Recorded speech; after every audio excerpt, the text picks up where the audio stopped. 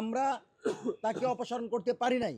এখন যেহেতু নির্বাচিত প্রতিনিধিরা আছেন যারা বাংলাদেশের জনগণের ভোটে নির্বাচিত প্রতিনিধি, সেই প্রতিনিধিরা যদি অনাস্থা দিয়ে টু-থার্ড মেজরিটি দিয়ে অভিশংসন করতে পারে, তাহলে বাংলাদেশের জনগণের পক্ষ থেকে হবে এবং জনগণের প্রতিনিধিরাই করবে এবং সবচেয়ে গ্রহণযোগ্য হবে এবং সংবিধান লঙ্ঘনের কোনো বিষয় স্পষ্ট থাকবে না। সে জায়গা থেকে আমরা অপেক্ষায় ছিলাম যে যখন নির্বাচিত প্রতিনিধিরা আসবে তারা সংসদের যে সকল সংসদ সদস্য তাদের মতামতের ভিত্তিতে ইমপিচমেন্ট করবে এবং এই রাষ্ট্রপতিকে অপসারণ করে নতুন বাংলাদেশের নির্বাচিত নতুন রাষ্ট্রপতি নিয়োগ দিবে। সেজন্য আমরা পূর্বে এটা নিয়ে কোনো ধরনের আপত্তি করি নাই, কিন্তু আমরা ফ্যাসিস্টের এলিমেন্ট হিসাবে তার বিরুদ্ধে বলে গেছি। জুলাইয়ের পর থেকে বলেছি, আমরা আমাদের জায়গা থেকে চেষ্টা করেছি, কিন্তু সেই সময় সংবিধানের কারণে পারা যায় নাই। এখন যেহেতু আমাদের প্রতিনিধি নির্বাচিত হয়েছে, জনগণের প্রতিনিধি এসেছে, জনগণের সংসদ এসেছে, সেই জায়গা থেকে এখনই উত্তম সময় তাকে অপসারণ করা, নাহলে বাংলাদেশ বিরোধী যে কোনো ষড়যন্ত্রে লিপ্ত হতে পারে এই চুপ।